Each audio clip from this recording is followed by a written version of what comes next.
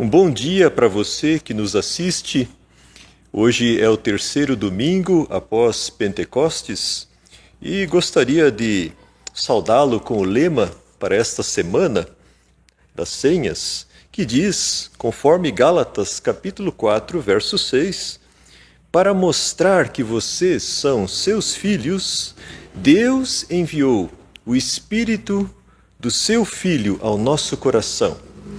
O Espírito que clama, Abba, Pai. Essa palavra nos diz que, através do Espírito de Jesus Cristo, o nosso Senhor, nós somos também agora chamados a orar, clamar, chamar a Deus de Pai. Através de Cristo nós nos tornamos filhos de Deus, através da fé nele. De maneira que, pelo Espírito Santo em nosso coração, nós podemos falar com Deus como um filho fala com seu pai, com intimidade, com segurança, sabendo que Deus nos ouve. Gostaria de orar com você, então? Vamos fechar nossos olhos, vamos orar. Querido Deus, e por Jesus Cristo também, nosso Pai Celeste, obrigado, Senhor, porque nós podemos te chamar de Pai, porque podemos, ó Deus, nos dirigir a Ti em oração e colocar diante de Ti todas as nossas necessidades e a nossa vida. Ó Deus, cuida de cada um de nós, protege-nos de doenças, cuida, Senhor, da nossa família, nosso trabalho, nossos amigos. Seja, Senhor, o Teu Santo Espírito, a Tua presença nos acompanhar no nosso dia a dia. Abençoa, Senhor, também esse momento de culto, que aqui nós desejamos realizar para a Tua honra e glória. Em nome de Jesus nós oramos. Amém.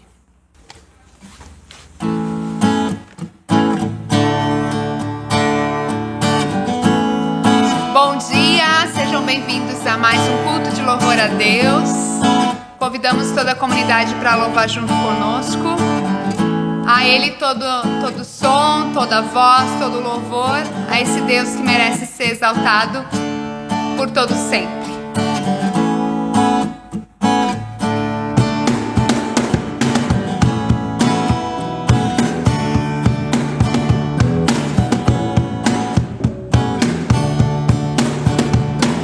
Aquele que sonda o meu inteiro,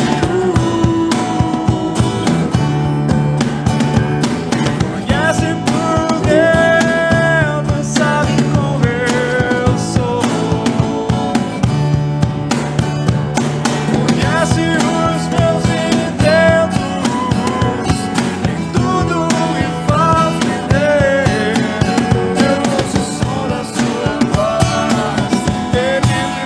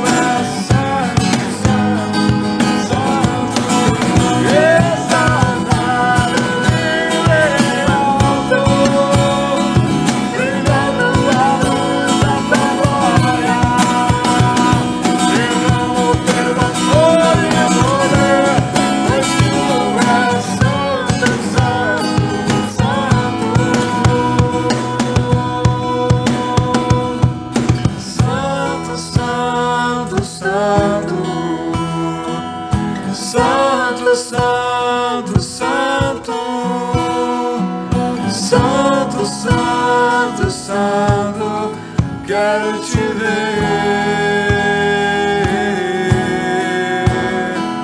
Santo, Santo, Santo, Santo, Santo, Santo, Santo, Santo, Santo, quero te ver. Mais uma vez, Santo, Santo, Santo, Santo, Santo, Santo, Santo, Santo, Santo, quero te ver. Eu quero te ver. Quero te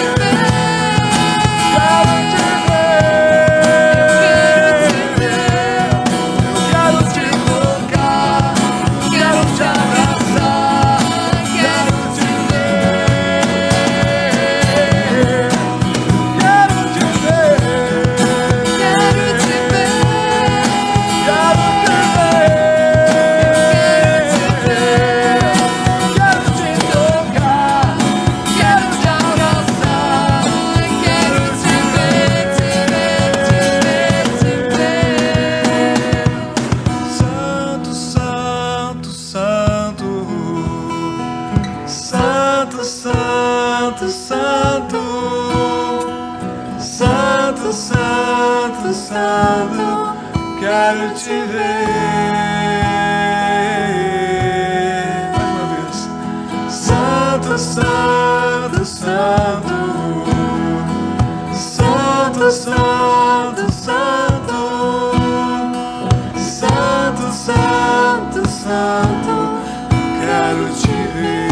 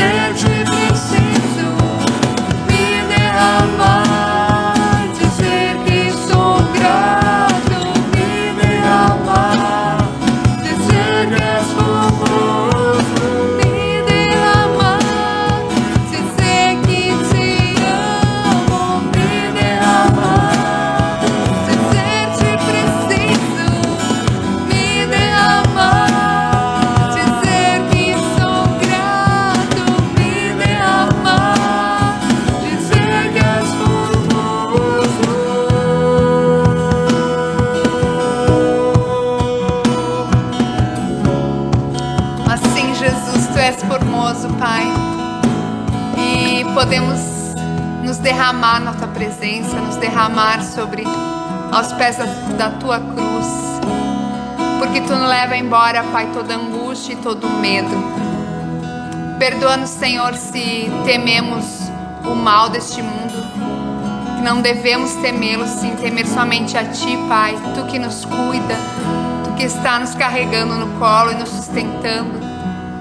Ajuda-nos, Senhor, a lançar fora todo o medo pelo teu amor, Deus, a confiar totalmente em ti, descansar nos teus braços e andar no teu caminho. Aquilo que tu escolheu para nós, Pai, que a gente busque e cumpra a missão que tu tem para cada um de nós, Pai. Te pedimos, Senhor, fortalece a nossa fé neste mundo tão abalado. Nos ensina a confiar e descansar em ti todos os dias.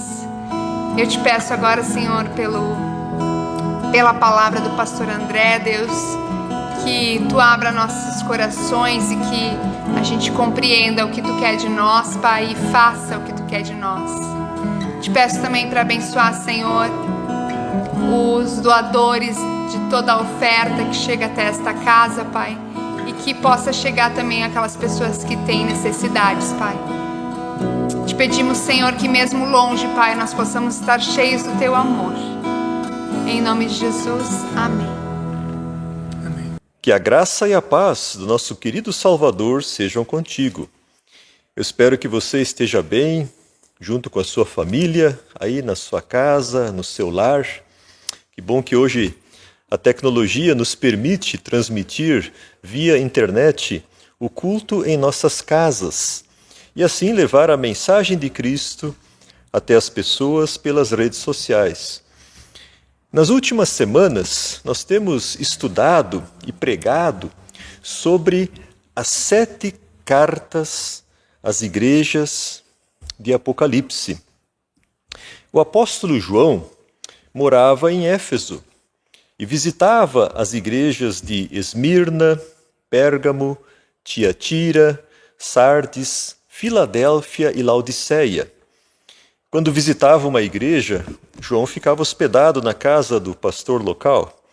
Na época, as igrejas ainda não tinham templos ou prédios, mas se reuniam nas casas dos cristãos. Por causa da perseguição contra os cristãos, o apóstolo João foi exilado na ilha de Patmos, onde ele recebeu então a revelação de Jesus Cristo. A ordem de escrever cartas às 7 igrejas e mandar essas mensagens do Senhor para as igrejas daquela época e também para as igrejas atuais. O apóstolo João conhecia essas igrejas muito bem, mas as mensagens das cartas não são do apóstolo João, mas são mensagens do Senhor Jesus, com palavras de conforto, elogios e exortações às igrejas cristãs. As cartas às 7 igrejas e o livro de Apocalipse como um todo são revelações de acontecimentos que antecedem a vinda do Senhor. Por isso, ao ler esse livro e tentar interpretar o que nós lemos, nós devemos lembrar que ali há coisas que já aconteceram, coisas que estão acontecendo na atualidade e também coisas que ainda vão acontecer. As cartas das 7 igrejas falam de coisas históricas e proféticas. Cada carta representa uma determinada situação na vida da igreja. É como um flash de um determinado momento na vida da igreja que o Senhor Jesus viu e revelou ao apóstolo João para escrever às igrejas. As 7 igrejas representam o cristianismo em diferentes épocas. A igreja de Éfeso representa a igreja apostólica, da época do apóstolo João, o último dos apóstolos de Jesus Cristo. Essa igreja já não existe mais. A igreja de Esmirna representa a igreja perseguida. que ainda hoje, em grupos minoritários, sofre em vários países de regime islâmico ou comunista. Hoje, cerca de 200 milhões de cristãos de diferentes igrejas vivem nesses países e enfrentam discriminação e perseguição. A igreja de Pérgamo representa a igreja imperial, que passou a ter prestígio e poder, aliada com os governos desse mundo. Desde o Império Romano, o Império Russo e outros governos. Hoje ela é representada pelas igrejas ortodoxas orientais, com cerca de 250 milhões de fiéis. A igreja de Tiatira representa a igreja medieval, que desde o Império Romano firmou-se na Europa como um poder político e religioso, liderado pelo bispo de Roma.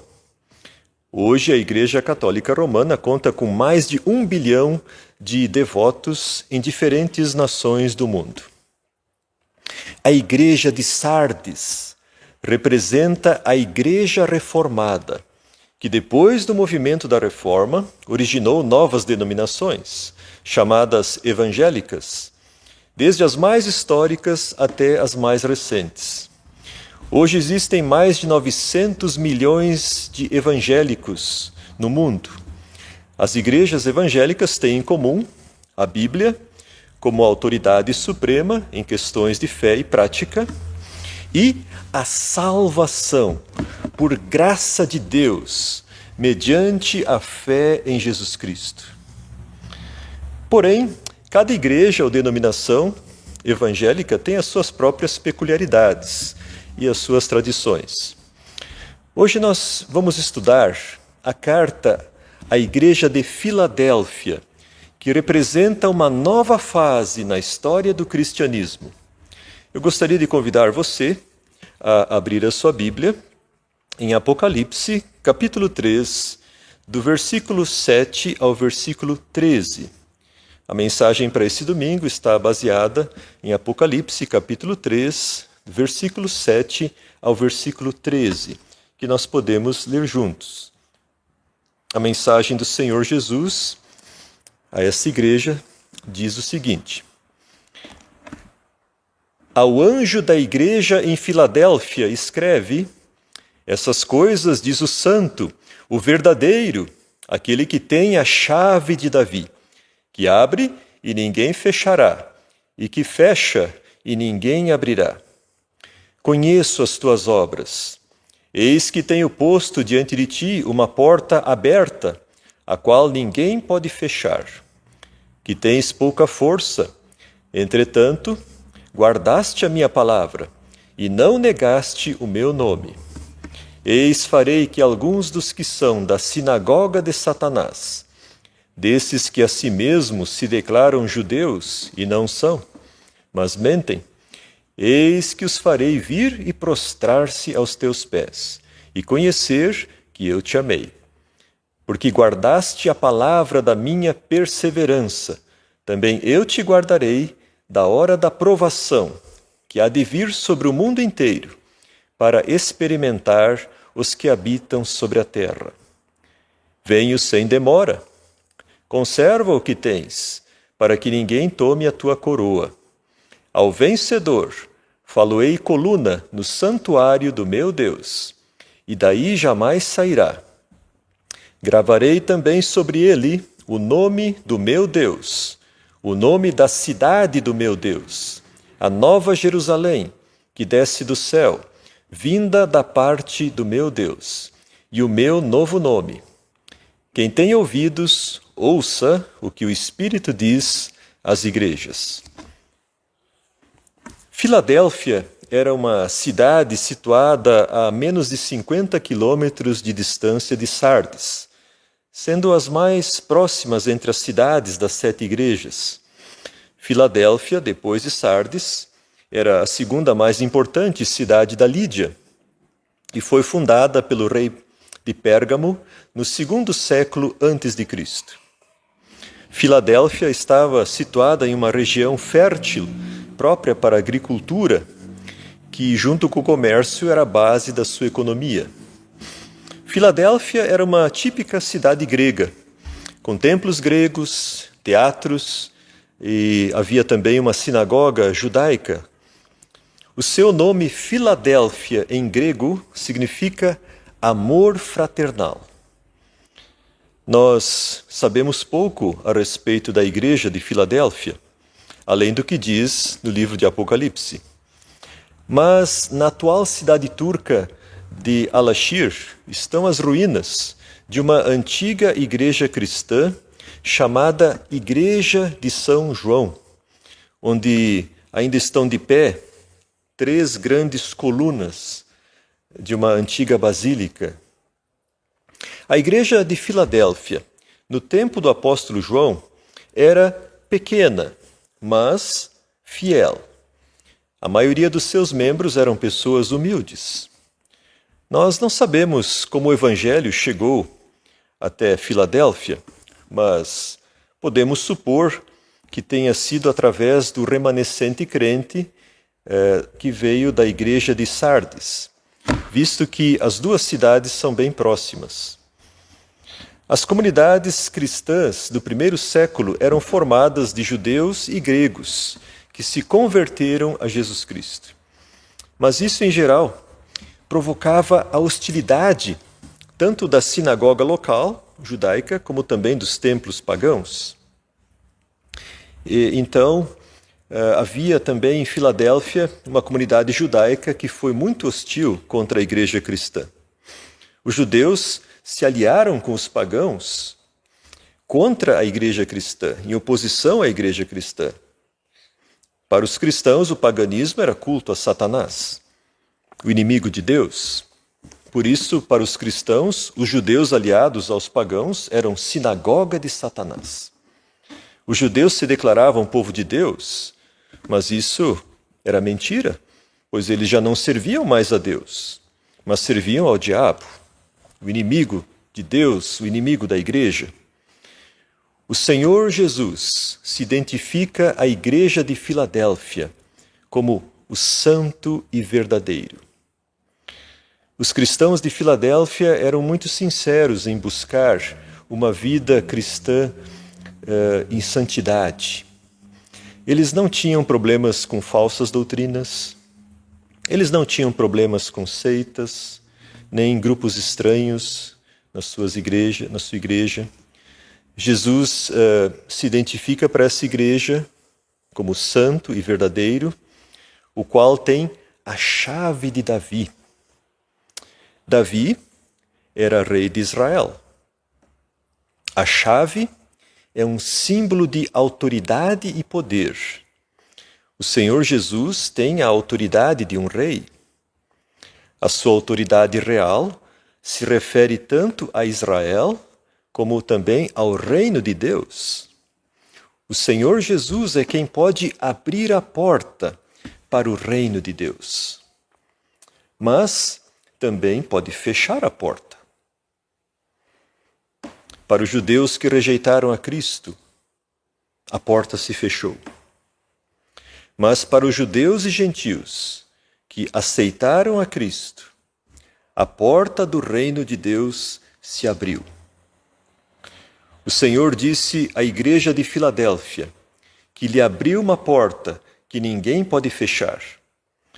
Os judeus virão se prostrar aos seus pés, se converterão a Cristo e reconhecerão o amor de Cristo. Porque a igreja de Filadélfia guardou a palavra de Deus e perseverou no Evangelho de Cristo. A porta aberta que o Senhor Jesus colocou diante da igreja de Filadélfia, do ponto de vista profético, representa o início de uma nova era, uma nova época na vida da igreja cristã, a era missionária. Conforme na semana anterior falamos, o movimento da Reforma trouxe um avivamento espiritual que se espalhou da Alemanha para a Europa. Martim Lutero foi o mensageiro de Deus, usado por Deus para iniciar a reforma da igreja. A boa nova do Evangelho, da salvação, somente pela fé em Cristo, por graça de Deus, voltou a ser pregada na igreja. Era uma mensagem que estava esquecida. Os cultos passaram a ser realizados não mais em latim, mas na língua que as pessoas compreendiam. Os hinos evangélicos, cantados nos cultos, expressavam a fé e a alegria cristã. A Bíblia foi traduzida para que os cristãos a pudessem ler. A criação de escolas foi incentivada para que todos fossem alfabetizados. E assim houve uma série de mudanças a partir do movimento da Reforma. Mas, depois que os reformadores faleceram, o movimento da Reforma perdeu a sua vitalidade original. A fé viva deu lugar à preocupação da ortodoxia, a doutrina correta. Os cristãos já não sabiam mais fazer outra coisa além de disputas doutrinárias e polêmicas. A inimizade entre católicos e protestantes levou a guerras, mortes e miséria. Porém, havia um remanescente piedoso na igreja que agiu bem diferente. A partir de Philipp Spener, pastor em Frankfurt, iniciou um movimento de reavivamento na igreja luterana que se chama pietismo. Os pietistas evitavam as polêmicas e discussões inúteis. Eles valorizavam a leitura da Bíblia e a sua divulgação. Valorizavam a conversão pessoal a Jesus Cristo e o evangelismo. Eles enfatizavam a busca de santificação pessoal, a renovação diária pela meditação na palavra de Deus, a prática da fé e do amor fraternal, o trabalho social entre os pobres e necessitados, a educação cristã das crianças e a formação de professores, só para lembrar algumas das suas ênfases. Mas uma das contribuições mais importantes dos pietistas na vida da igreja, que não podemos deixar de mencionar, é o início do movimento missionário. No seu escrito Pia Desideria, Desejos Piedosos, Philipp Spener expressou a sua esperança de dias melhores para a igreja, baseado na promessa profética da conversão de gentios e judeus, conforme a Bíblia diz em Romanos, capítulo 11, versículo 25. Em 1705, no mesmo ano em que Spener faleceu, foram enviados os 2 primeiros missionários pietistas da Alemanha para a Índia. Eles fizeram um trabalho pioneiro notável. Aprenderam a língua e a cultura local, traduziram o Novo Testamento para poder evangelizar os indianos e os ensinaram, inclusive, a ler. Criaram uma escola. O objetivo da missão era a conversão de pessoas a Cristo e a formação de uma igreja local com um ministério nativo. Anos depois, a sua missão na Índia tinha estabelecido uma igreja com 350 membros. Depois vieram mais missionários. Até o final do século XVIII, de Halle, na Alemanha, foram enviados cerca de 80 missionários para a Índia. E assim a missão seguiu em frente. Quando o inglês William Carey chegou na Índia, os missionários pietistas alemães estavam lá trabalhando já fazia quase 100 anos. Em Halle, pietistas fundaram também um instituto para missão entre os judeus, que no século XVIII enviou 20 missionários só para evangelizar os judeus.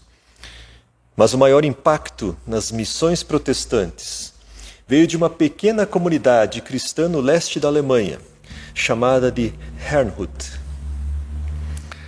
A comunidade de Herrnhut foi um pequeno grupo que teve uma grande influência na história das missões. Herrnhut começou com um grupo de pessoas que eram perseguidas nos seus países, evangélicos perseguidos em países católicos. Ali, então, um nobre luterano alemão chamado de Conde de Zinzendorf acolheu essas pessoas em suas terras e lá, então, foi fundada a colônia de Herrnhut. Zinzendorf se tornou o líder espiritual dessa colônia, dessa comunidade. Herrnhut fazia parte da Igreja Luterana, seguia a Confissão de Augsburgo e também tinha a ideia da comunhão interconfessional da Sociedade Filadélfia de Londres. Zinzendorf dava muita importância à comunhão cristã e ao amor fraternal.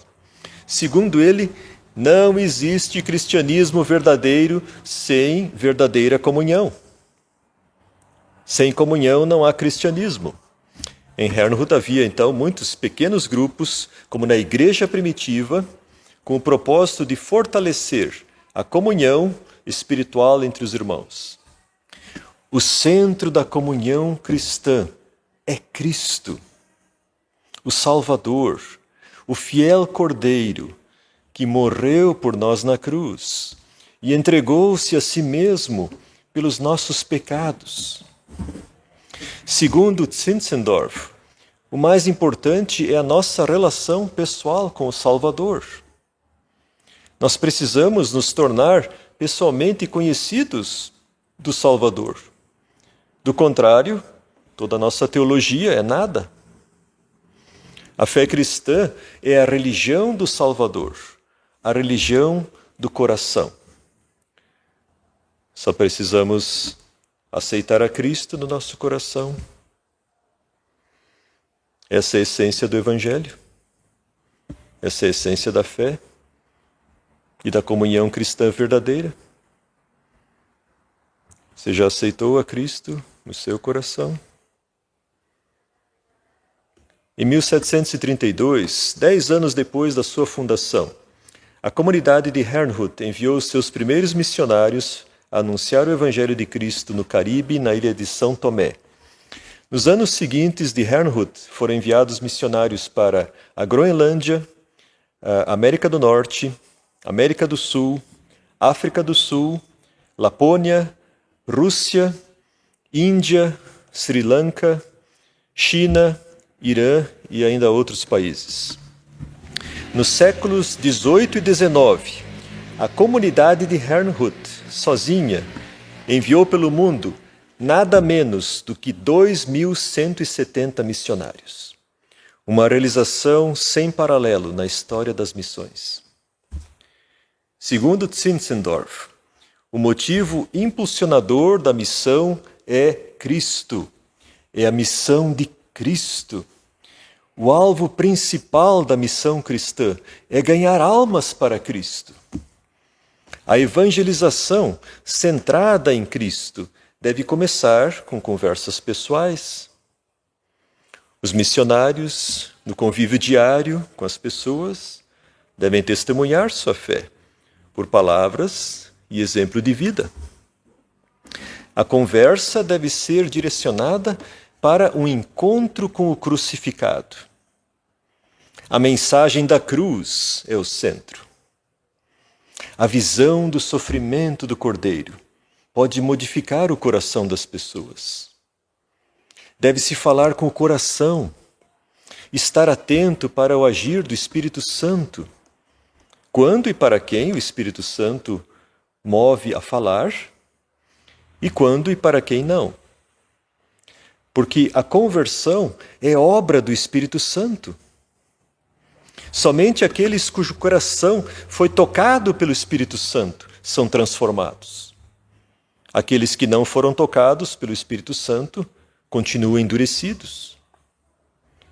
Os missionários de Herrnhut não buscavam conversões em massa, mas sim conversões individuais a Cristo, as primícias de cada nação. Os irmãos de Herrnhut, em alemão chamados Brüdergemeinde, mesmo que nunca contaram grandes multidões, nem era o objetivo deles tampouco, mas eles tiveram uma influência espiritual notável na vida e na missão da igreja. John Wesley foi alguém profundamente influenciado pelos irmãos de Herrnhut. Wesley era um ministro anglicano que saiu da Inglaterra para ser missionário entre os índios nos Estados Unidos. Quando estava fazendo a travessia pelo Oceano Atlântico, porém, o navio onde ele estava passou por uma violenta tempestade, ao ponto de estar quase afundando. Em meio ao desespero da tripulação inglesa, Wesley conta que no porão do navio, um grupo de alemães cantava hinos evangélicos calmamente. Quem eram essas pessoas? Como podiam estar calmos no meio da tempestade? Depois que a tempestade passou, John Wesley até estudou e aprendeu a falar alemão para poder se comunicar com eles. Ele queria conhecê-los. Eles eram os irmãos de Herrnhut, pessoas simples que tinham uma profunda fé no Salvador. Conversando com um dos seus líderes, Wesley ficou pensativo ao ser questionado com a pergunta: você tem no seu coração o testemunho do Espírito Santo que você é filho de Deus? Wesley ficou embaraçado diante das suas perguntas. Depois de um tempo ministrando numa comunidade nos Estados Unidos, Wesley retornou à Inglaterra e procurou contato com os irmãos de Herrnhut, em um grupo que havia em Londres. Conforme Wesley mesmo registrou no seu diário pessoal, em uma reunião dos irmãos aconteceu algo em sua vida.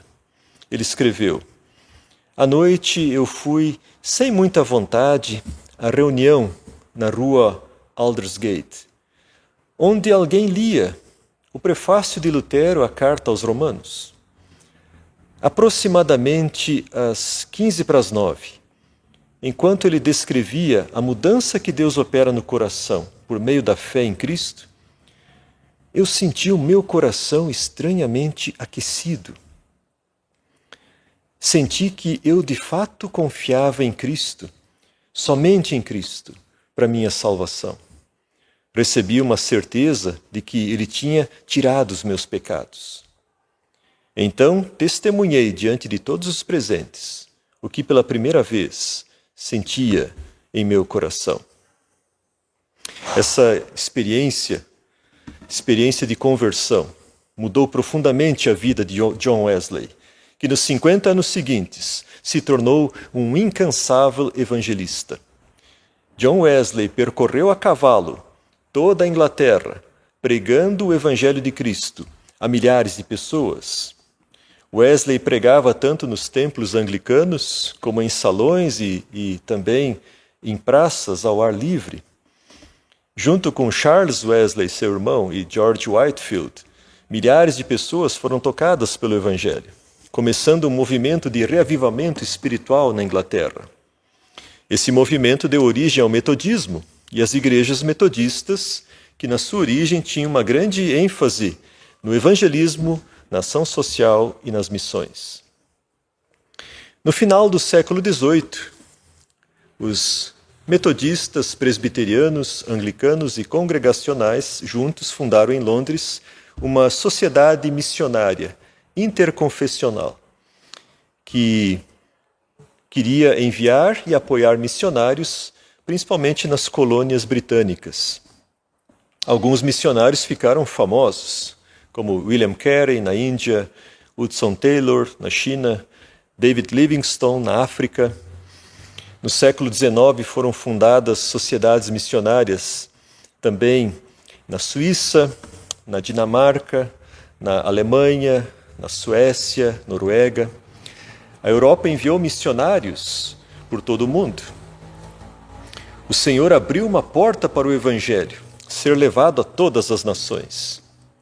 No século XIX, através das missões protestantes, o cristianismo teve uma grande expansão mundial.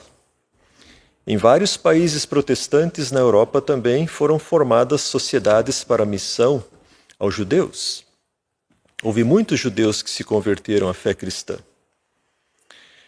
Na carta à igreja de Filadélfia diz que o Senhor abriu uma porta que ninguém pode fechar. A igreja de Filadélfia, mesmo sendo pequena, fez uma grande obra missionária. O Senhor prometeu à igreja de Filadélfia, por ter guardado a sua palavra e perseverado no amor de Cristo, também guardá-la na hora da provação, que haveria de vir sobre todo o mundo, para experimentar os habitantes da terra. No século XX, vieram sobre o mundo inteiro grandes guerras e revoluções que afetaram a vida das pessoas, inclusive os cristãos. Disso nós falaremos mais na próxima mensagem. O Senhor Jesus, porém, lembra que Ele virá sem demora e nós devemos perseverar na fé que nós temos, para não perdermos a nossa coroa, o nosso lugar no reino de Deus. O inimigo vai nos pôr à prova, vai tentar nos afastar do testemunho, da comunhão de Cristo. A vida cristã é uma luta diária. Não há vitória sem luta. Ao vencedor, porém, o Senhor Jesus fará coluna no santuário de Deus. O santuário de Deus não é feito de pedras e tijolos, mas é uma casa espiritual feita de pessoas, pedras vivas, testemunhas de Cristo. Nosso templo aqui, ele tem colunas, colunas que dão sustentação. As colunas é o que mantém a sustentação, a estabilidade do prédio. E por isso, ser uma coluna no santuário de Deus significa estar entre aqueles cristãos que dão sustentação, estabilidade e segurança à Igreja de Cristo, com seu testemunho, sua oração, sua contribuição. O Senhor Jesus promete gravar sobre os vencedores o nome de Deus, o nome da cidade de Deus e um novo nome. O nome do nosso Deus é Jesus Cristo. Isso significa não apenas sermos chamados de cristãos, mas sermos cristãos. O nome da Nova Jerusalém nos lembra que somos também cidadãos do reino de Deus. E o novo nome significa que em Cristo recebemos uma nova identidade. Nos tornamos novas criaturas, pessoas cuja mente tem sido renovada pela palavra e oração, em comunhão com Jesus, o fiel Cordeiro que nos ama e que por nós deu a sua vida na cruz. Meus caros irmãos, que graça maravilhosa é ter um tão grande Salvador. Mesmo quando nos sentimos fracos, em meio a provações, dificuldades, o Senhor nos guarda e nos sustenta. Assim nós aprendemos a sermos totalmente dependentes de Cristo. Que o Senhor guarde e proteja você nas provações. E que o Senhor conceda a você portas abertas para compartilhar o Evangelho, onde você estiver, até que o nosso querido Senhor retorne. Amém.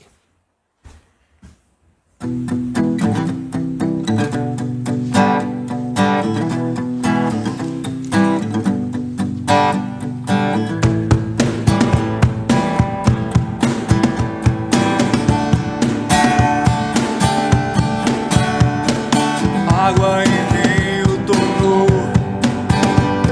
os olhos dos cegos abriu. Não há outro igual a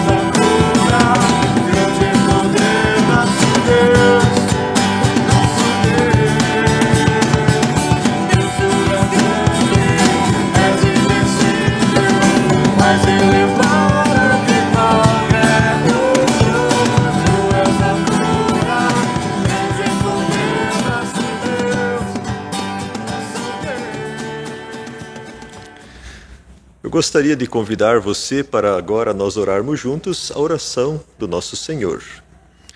Pai nosso que estás no céu, santificado seja o teu nome. Venha o teu reino. Seja feita a tua vontade, assim na terra como no céu. O pão nosso de cada dia nos dá hoje, e perdoa-nos as nossas dívidas, assim como nós também perdoamos aos nossos devedores. E não nos deixes cair em tentação, mas livra-nos do mal, pois teu é o reino, o poder e a glória para sempre. Amém. E que o Senhor te abençoe e te guarde. O Senhor faça resplandecer o seu rosto sobre ti e tenha misericórdia de ti. O Senhor sobre ti levante o seu rosto e te dê a sua paz. Amém. E assim chegamos ao final desse momento e desejamos a você e a sua família um abençoado domingo. Amém.